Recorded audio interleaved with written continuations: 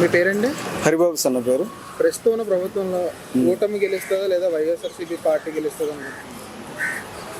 కూటమి వైఎస్ఆర్ అంటే నా ఒపీనియన్, నేను జనాలు వయసు బట్టి నేను విన్నది బట్టి అయితే కూటమి గెలుస్తుందని అనుకున్నాను సార్. అది అంటే జగన్ గారు అంటున్నారు 151 సీట్లు కొడతాం, ఖచ్చితంగా వస్తే చూడండి అని చెప్పి 4వ తరగతి రిజల్ట్ చూడండి అని ఛాలెంజ్ చేస్తున్నారు. మరి దానిపైన అంటే జగన్ గారు చేసిన అభివృద్ధి బట్టి ఆయన ఒపీనియన్ ఆయన అన్నారు, తప్పేం లేదు. ఎవరు ఒపీనియన్ వాళ్ళు చెప్పొచ్చు. నాకు తెలిసి మాత్రం కూటమి వస్తుందని నేను అనుకున్నాను సార్. అది అంటే ప్రజెంట్ ఉన్న పాలన మొత్తం బాగానే ఉందా వైఎస్ఆర్సీపీ పాలన? ప్రజెంట్ పాలన బాగానే ఉంది సార్. అంటే చాలామందికి స్కూల్స్ అమ్మఒడి ఇవన్నీ వాళ్ళ ఒపీనియన్ చెప్తున్నారు. చాలామంది మన స్కూల్స్ బాగున్నాయి, కొంతమంది తర్వాత వాళ్ళకి అమ్మఒడి పింఛన్ పరంగా చాలామంది, నేను అవుట్ ఆఫ్ పల్లెటూరు సైడ్ వెళ్తే వాళ్ళు చెప్తున్న ఒపీనియన్ బాగుందని.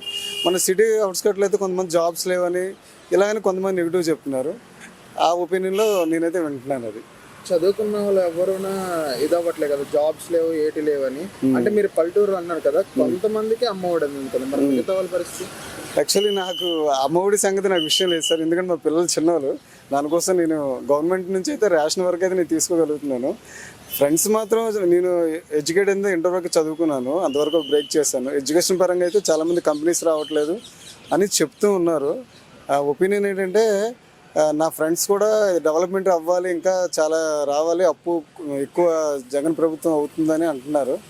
అది నేను చెప్పగలుగుతాను సార్. అంటే ఇప్పుడు మనకి 14,000 కోట్లు అప్పు ఉంది కదా, అది చంద్రబాబు నాయుడు గారు వస్తే వెంటనే తీర్చగలరా?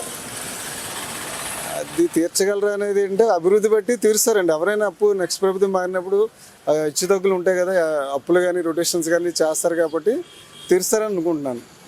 అంటే వచ్చిన 5 yearsలో ఒకేసారి తీర్చలేరు కదా? లేదు సార్, అప్పు అనేది ఎవరు ఒకసారి తీర్చలేదు. కొద్దిగా నెక్స్ట్ ప్రభుత్వం వచ్చేటప్పుడు సగం అప్పు ఉంటుంది. అది కంటిన్యూటీ, ఎవరు కూడా జీరో లేకుండా ఏది ఉండదు కాబట్టి 1 by 1 ప్రభుత్వాలు మారే కొద్ది అప్పు రొటేషన్ 2 పక్కాగా ఉంటాయి కాబట్టి అది వాళ్ళ పద్ధతి బట్టి ఉంటుందండి. ఒకవేళ ఇప్పుడు కూటమి గెలిచింది అనుకోండి, పవన్ కళ్యాణ్కి ఏటి ఇస్తారనుకుంటున్నారు, ఏ పోస్ట్? అది నాకు అంత ఐడియా లేదు సార్. అంటే లేదు, అంటే రియల్గా చెప్తున్నాను, నాకు పొలిటికల్ మీద అంత అవగాహన లేదు సార్. నేను పొలిటికల్ తెలిస్తే నేను మాట్లాడాలి దానికోసం. అది అంటే ఆయన వస్తే డెవలప్మెంట్ అవుద్దని అంటున్నారు, మరి ఎంతవరకు చేస్తారంది. ఇప్పుడు ఒకప్పుడు జగన్ గారు వస్తే అన్నీ చేస్తానని అన్నారు, మరి అలాగే ఈయన వస్తే ఏం చేస్తారంది మనం చూడాలి సార్. అది సార్ మీ పేరు సార్? రాంబాబు అండి. సార్ ప్రస్తుతం ఉన్న రాజకీయ పరిస్థితుల ప్రకారము ఏ పార్టీ మన రాష్ట్రానికి వస్తుంది? ప్రస్తుతం అయితే కూటమి విజయం తీసుకెళ్తుంది కదండి. ఇప్పుడు మన అందరం చూస్తున్నాం, కూటమి విజయం తీసుకెళ్తుందని ప్రతి నియోజకవర్గంలో కూడా అదే అనుకుంటున్నారు అందరూ, ప్రతి ఒక్కరు కూడా. మళ్ళీ చంద్రబాబు నాయుడు సీఎం అవుతారని అందరూ అనుకుంటున్నారండి. అది ఏ విధంగా అండి? ఇప్పుడున్న ప్రస్తుతం ఉన్న మేనిఫెస్టో వాళ్ళు ఇప్పుడు పాత వైఎస్ఆర్ పార్టీ వాళ్ళు ఇచ్చిన కంటే చాలా బెస్ట్గా ఇచ్చారనేసి ప్రజల్లోనే ఉంది, మార్పు కూడా ప్రజల్లో వచ్చిందని అంటున్నారు. ఆ మేనిఫెస్టో వాళ్ళు ఏ విధంగా అతను 14,000 లక్షల కోట్ల అప్పుల్లో ఉంది ప్రజెంట్. ఏ విధంగా మేనిఫెస్టో వాళ్ళు అతను ఇచ్చిన హామీలను నెరవేరుస్తారని అనుకుంటున్నారు? చంద్రబాబు నాయుడు గారు ఒక అనుభవం ఉన్న రాజకీయవేత్త అండి. ఆయన 40 సంవత్సరాల పాటు రాజకీయవేత్తగా ఉన్నాడు, 14 సంవత్సరాల పాటు సీఎం చేస్తున్నాడు. ఆయన ఒక హామీ ఇచ్చాడంటే దానికి ఎలా చేయాలనేది ఆయనకు ఒక ప్లానింగ్ ఉంటుందండి. ఆయన మామూలుగా చిన్న వ్యక్తి కాదు, మామూలు తెలియని వ్యక్తి కాదు. ఆయన ఏదన్నా ఒక మేనిఫెస్టో పెట్టాడంటే దానికి ఏం చేయగలడో, ఎలా చేస్తే మనకు రాష్ట్రానికి ఫండ్స్ వస్తాయో, ఏం చేయాలనేది ఆయనకు అన్నీ తెలుసండి. ఆయన మేనిఫెస్టోలో పెట్టిన ప్రతి ఒక్కటి కూడా సంపూర్ణంగా చేస్తారని మేము అందరం విశ్వసిస్తున్నామండి. ఎందుకంటే ఆయనకి ఆ మాత్రం 14 సంవత్సరాలు సీఎం చేసాడు. ఆయనకి ఎలా ఫండ్స్ తీసుకురావాలి, రాష్ట్రాన్ని ఎలా డెవలప్మెంట్ చేయాలి, ఏం తీసుకురావాలన్నది మనకన్నా మన మాటలో చెప్పలేమండి. ఆయనకు అన్నీ తెలుసు. ఆల్రెడీ అప్పుడే రియల్ ఎస్టేట్లు కూడా అప్పుడే రంగం పుంజుకున్నాయండి. ఇంకా ఆయన సీఎం కాకుండా అన్ని రంగాలు కూడా ముందుకెళ్తున్నాయి. ఇప్పుడు ఆయనకు ఆ మాత్రం మేనిఫెస్టో పెట్టారంటే, ఆడబిడ్డ నిధులను 1,500 పెట్టారండి, ఫ్రీ బస్ పెట్టారు.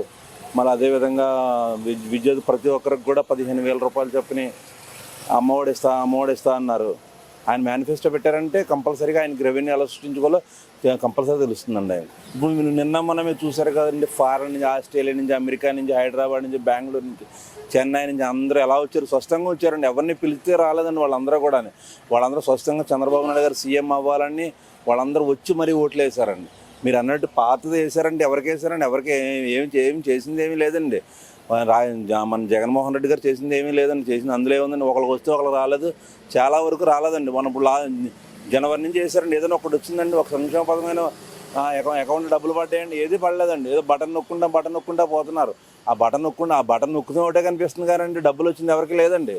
బటన్ నొక్కారు ఇవాళ ప్రోగ్రాం పెట్టడం, అక్కడ సభ పెట్టడం, బటన్ నొక్కాడని చెప్పడం, ఇక్కడ సభ పెట్టడం, బటన్ నొక్కారని చెప్పడం. బటన్ నొక్కడం తప్ప ఏమీ రాలేదండి. సంక్షేమ పథకాలు అందరికైతే అందలేదండి. అందింత రివల్యూషన్ ఎందుకు వస్తుందండి?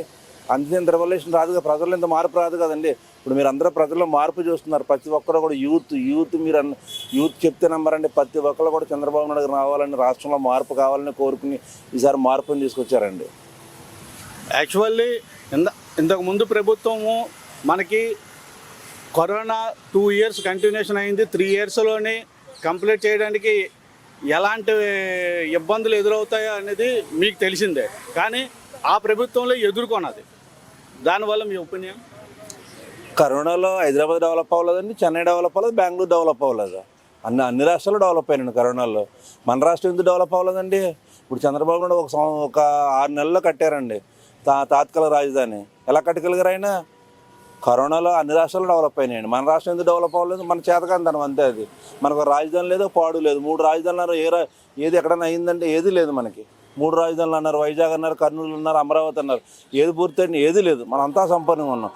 ఏదో మన సాకులు చెప్పుకోవడం తప్పండి, అది ఏం కాదండి. కరోనా అడ్డం పెట్టుకుని సాకులు చెప్పుకోవడం తప్ప దానికి దీనికి సంబంధమే లేదండి. అది ఇప్పుడు ఐటీ సెక్టార్లు తీసుకొచ్చాము, మెడికల్ కాలేజీలు తీసుకొచ్చామని గత ప్రభుత్వం చెప్తున్నారు.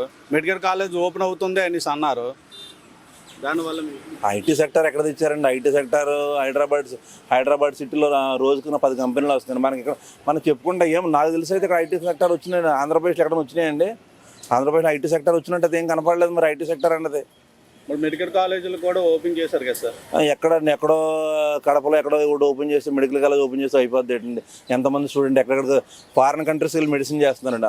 అక్కడ ఫారిన్ కంట్రీస్ ఎందుకు పోతున్నారండి? రష్యా చుట్టుపక్కల ఉన్న ఉజ్బెకిస్తాన్, కజకిస్తాన్ అన్నీ ఎందుకు పోతున్నారండి?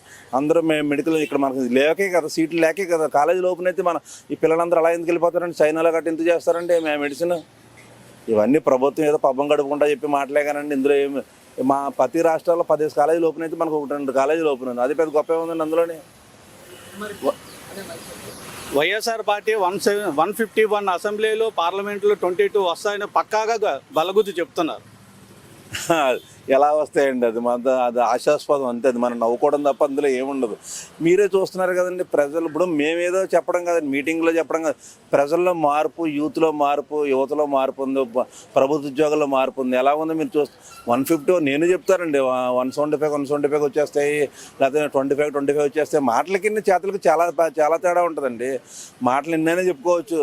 175 కదా, వాళ్ళకి మామూలు 50 దాటితే ఎక్కువ అండి. 50 ఒక 50 ఏమో ఎమ్మెల్యేస్ రావు, ఒక 5 ఏమో ఎంపీస్ రావు. 155, 175 మాటలు చెప్పడానికి మా మాటలకి దానికి సంబంధమే లేదండి అసలు. గత ప్రభుత్వంలో 14 లక్షల కోట్ల అప్పులు ఉండిపోయినారు. నెక్స్ట్ ఇప్పుడు సీఎంగా కూటమి అయినప్పుడు చంద్రబాబు నాయుడు గారు సీఎంగా అవ్వాలని కోరుకుంటున్నారు ప్రజలు. సో ఈ అప్పుని ఎలాగ దాటుకొని ఫ్రీగా మనకు బస్సు ఫెసిలిటీస్ ఫ్రీగా ఇస్తానని ఆడవాళ్ళకి చెప్తున్నారు చంద్రబాబు నాయుడు, లేడీస్కి ఫ్రీ అని. అవునండి, చంద్రబాబు నాయుడు గారు ఏదైనా పథకం పెట్టారంటే దానికి కారణం ఉంటుందని దానికి ఆయనకు తెలుసండి. చంద్రబాబు నాయుడు హైదరాబాద్ సిటీలో ఎలా ఐటీ సెక్టర్ అంత డెవలప్ అయిందండి. హైదరాబాద్ సిటీ ఎలా ఉండదండి? హైదరాబాద్ సిటీ ఎంత డెవలప్ చేశారు ఆయన తెలుసండి. ఆయన డెవలప్మెంట్ చేయగల క్యాపబుల్ ఉన్న పర్సన్ కాబట్టి ఆయన అన్ని హామీలు ఇచ్చుకుంటూ వెళ్ళారండి. ఫ్రీ బస్ అనగా 1500 రూపాయలు ఆడబిడ్డని ఏదనగా, విద్యార్థులకు 15,000 అనగా, నిరుద్యోగ భృతానికి ఎంత పెట్టారండి? ఆయనకు ఆ క్యాబుల్ ఏదో పెట్టలేదు కదా. ఇలా హైదరాబాద్ సిటీని మనమే చూస్తున్నాం ఎంత డెవలప్ అయిందండి. ఆ డెవలప్మెంట్ ఆయన 18 రోజుకి 18 గంటలు కష్టపడే వ్యక్తి అండి. ఆయనకు తెలుసు ఎలా చేయాలి, ఏం చేయాలి. అంతేగాని దౌర్జన్యాలు చేయాలి, వాళ్ళని కేసుల్లో ఇరికించాలి, ఆ టైప్ కాదండి. ఆయన ఎంతసేపు రేపొద్దున ముఖ్యమంత్రి ఆయన మరుసటి రోజు నుంచి ఆయన అభివృద్ధి అంటే ఏంటి, ఏం తీసుకురావాలి, రాష్ట్రాన్ని ఎలా డెవలప్ చేయాలి అనే వ్యూలో ఉంటారండి. అలాగే ప్రజలకు కూడా సంక్షేమ పథకం ఎలాగా ఇవ్వాలన్నది ఆ పనిలోనే ఉంటారు. కానీ చంద్రబాబు నాయుడు గారు వాళ్ళకలాగా అలా దూసేద్దాం, ఇలా దూసేద్దాం, వాళ్ళని అరెస్ట్ చేయించేద్దాం, వీళ్ళని అరెస్ట్ చేద్దాం అన్న వ్యక్తి కాదండి. ఆయన ఎంతసేపు రోజుకి 18 గంటలు 20 గంటలు కష్టపడతాడండి. ఆయనకు ఒక ప్లానింగ్ ఉంటుంది. ఆయనకి ఎలాగ అభివృద్ధి చేయాలో ఏంటి అన్నది ఆయనకు అన్ని విషయాలు తెలుసండి. ఆయనకైతే మనం ఏమి చెప్పక్కర్లేదు. మన 14 లక్షల కోట్ల అప్పులు ఉన్నాయి కానీ దానికి ఏం చేయాలి, ఎలా చేస్తే అప్పులు మనం అప్పులు కట్టుకోగలము, ఎలా చేస్తే సంక్షేమ పథకాలు ఇవ్వగలము అని ఒక ప్లాన్తో ఉంటారండి ఆయన అంత ప్లాన్ లేకపోతే ఇలా ప్రజలు ఇంత రెవల్యూషన్ రాదని చంద్రబాబు నాయుడు ఎందుకు కావాలనుకుంటారండి? ఆయన ఒక విజన్ ఉన్న వ్యక్తి అండి, ఒక విజన్ ఉన్న వ్యక్తి, ఆయన ఏదైనా చేయగలరండి. పవన్ కళ్యాణ్ గారు గెలిస్తే ఏ పదవిని ఇస్తారని మీ ఊహాగానాలు? మినిస్టర్ పదవి. ఆయనకి పదవులు ఏంటండి? మినిస్టర్ పదవి తక్కువ అండి ఆయనకి. నిజంగా ఇవాళ రోజున ఇంత ప్రపంచం వచ్చిందంటే ఆయన మూలంగా. ఆయనకి మినిస్టర్ ఇచ్చినా కూడా తక్కువేనండి ఆయనకి. ఆయన లేకపోతే ఇంత ప్రపంచం రాదండి ఇది. పవన్ కళ్యాణ్ గారికి మినిస్టర్ అంటే ఆయనకి మామూలుగా ఏదో పెద్ద పదవేం కాదండి. అది మనం ఎక్స్పెక్ట్ చేయాలండి. పవన్ కళ్యాణ్ గారికి మినిస్టర్ ఇచ్చినా, డిప్యూటీ సీఎం ఇచ్చినా ఆయన రేంజ్ కాదండి. ఆయన ఒక విజన్ ఉన్న, ఆయన కూడా మంచి విజన్ ఉన్న వ్యక్తి. ఇవాళ రోజున ఆంధ్రప్రదేశ్లో కూటమి ఇంత పటిష్టంగా కారణం ఏంటంటే పవన్ కళ్యాణ్ గారు. Thank you sir.